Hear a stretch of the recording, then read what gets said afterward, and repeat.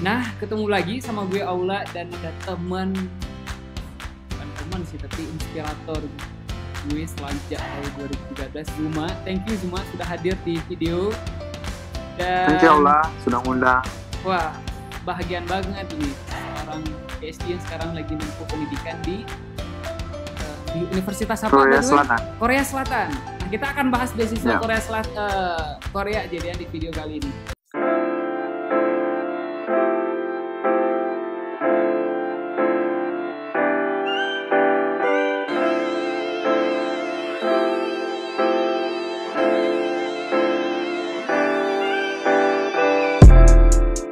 Setelah kemarin dapat Polandia, sudah bekerja 2 tahun di Polandia, sudah keliling 30 negara di Korea, 30.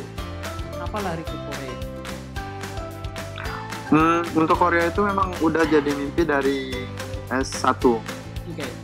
Pada saat pengen keluar negeri itu yang pertama dipengen itu Korea, karena kan waktu itu masih boomingnya K-drama, dan di rumah itu kakak seneng banget sama ini K-pop dan K-drama gitu.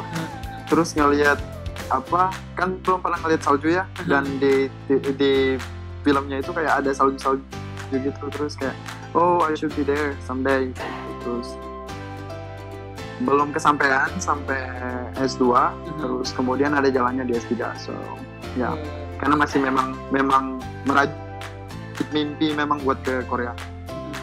Jadi sekarang teman-teman Zuma itu penerima beasiswa Global Korean Scholarship, benar nggak? Ya. Kurang lebih itu ya. Ya, Global Korea Scholarship. Oke, nah Kalau itu program apa kira-kira? Global Korea Scholarship ini adalah scholarship yang dikasih sama pemerintah Korea Selatan, di bawah NIID. Itu adalah National Institute of International Education of South Korea. Jadi sejenis mereka Kementerian Pendidikan berarti gitu. Ya, di bawah Kementerian Pendidikan. Okay. Dan tahun ini mereka kasih 1.200 kursi untuk seluruh mahasiswa sedunia. Sedunia, lebih dari 190 negara kalau nggak salah. Ada sekitar 90-an embassy dan juga 64 universitas di South Korea. Dan Indonesia untuk tahun ini dapat sekitar 65-an orang. 65 orang.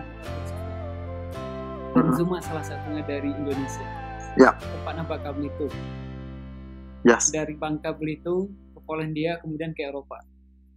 Anak pesisir. Tapi berhasil meraih mimpi dan mengguncangkan dunia gitu ya, Masya Allah. Alhamdulillah. Masya Allah, that's so amazing. Ngambil apa Zuma di Korea? Teknik nuklir lanjutan. I'm speechless. Kenapa ngambil itu? Karena S1 dan S2-nya nuklir. Jadi di S1 itu nuklir teknofisika, terus kemudian di S2-nya itu nuklir power engineering, terus S3-nya ke teknik nuklir lanjutan atau advanced nuclear engineering. Itu di Postek. Nuklir. Dari kampus mana Zuma di Indonesia? Aku di Sekolah Tinggi Teknologi Nuklir, kampus kedinasan di bawah Kementerian apa ya namanya kalau dipecat lo dari kampus. Enggak, nama kementeriannya itu aku lupa apa, Kementerian Teknik apa gitu. Anyway, maksudnya dari sekolah tinggi. Iya, itu di bawah. Kementerian Riset dan Teknologi, udah ketemu. Jadi di bawah Kementerian Riset dan Teknologi.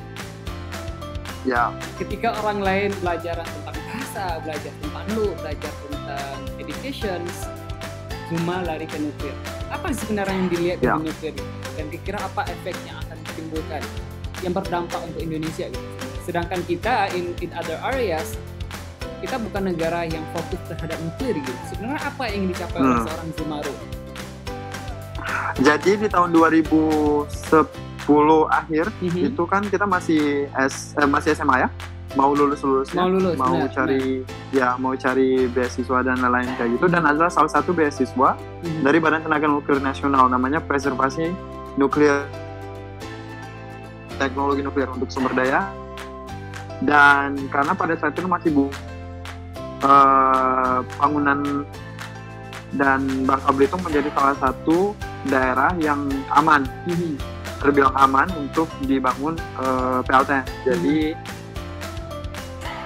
saya sempat daftar beberapa beasiswa juga dan dapat di beberapa beasiswa, tapi yang paling banyak benefitnya itu di beasiswa Batan ini. Jadi kayak pergi aja langsung, dan setelah belajar di S1-nya itu D4 sih sebenarnya, itu melihat banyak sekali sebenarnya manfaat yang bisa didapat dari teknologi nuklir.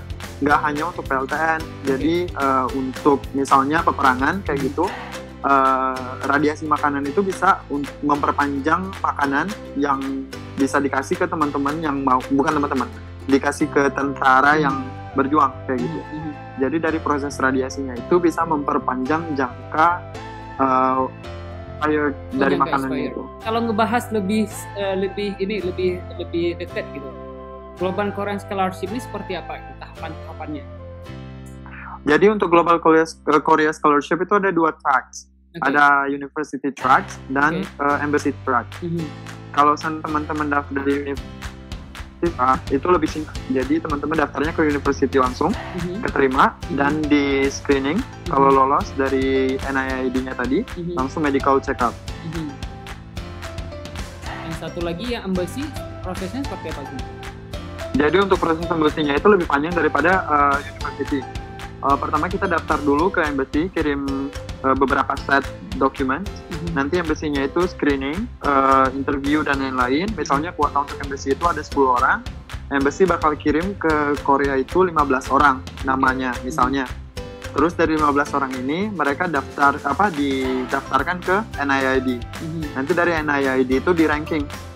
Dapatlah 10 kotanya itu misalnya kan. Dari 10 kotanya ini mereka harus daftar sendiri ke universitas. Ada 3 universitas yang mereka bisa pilih. Kalau seandainya salah satu menerima, at least salah satu menerima, mereka bisa konfirmasi dan mereka bisa dapat beasiswa. Tapi kalau seandainya 3-3-nya nggak menerima, mereka nggak dapat beasiswanya kayak gitu.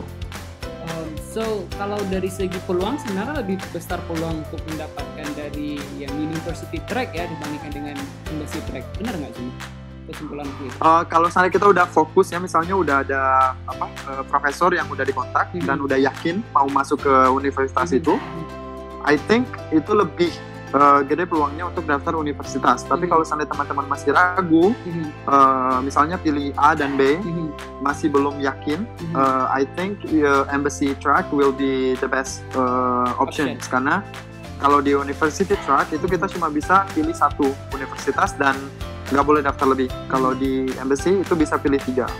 Gotcha.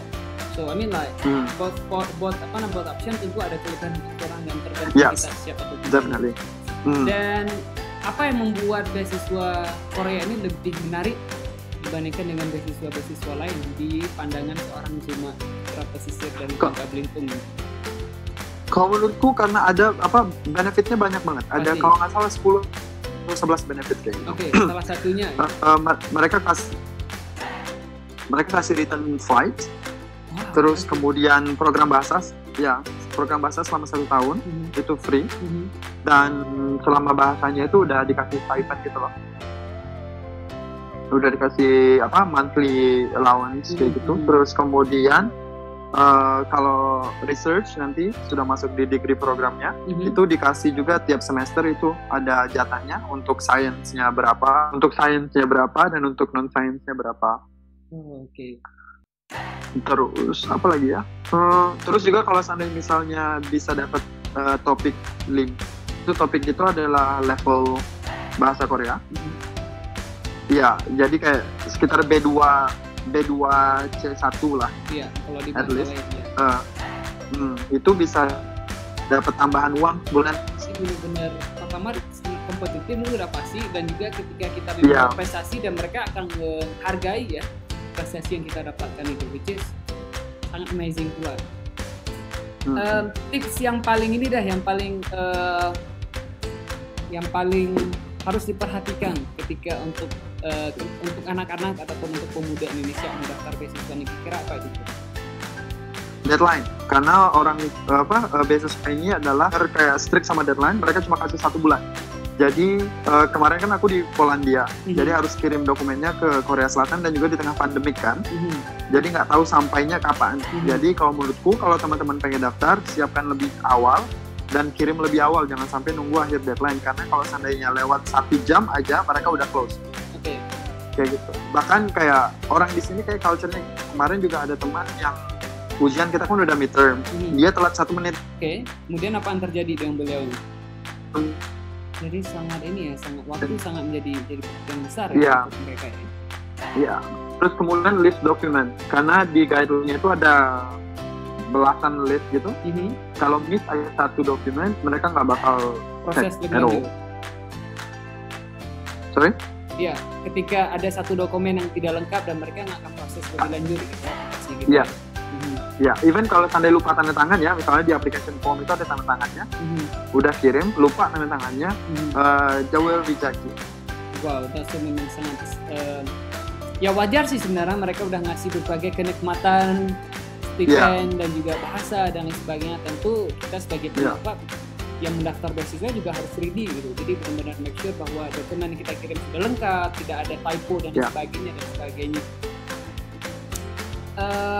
Biasanya bukanya di bulan apa gitu, karena tadi kan deadline-nya mereka hanya buka 1 bulan, dan itu biasanya di bulan di awal tahun, pertengahan atau akhir gitu.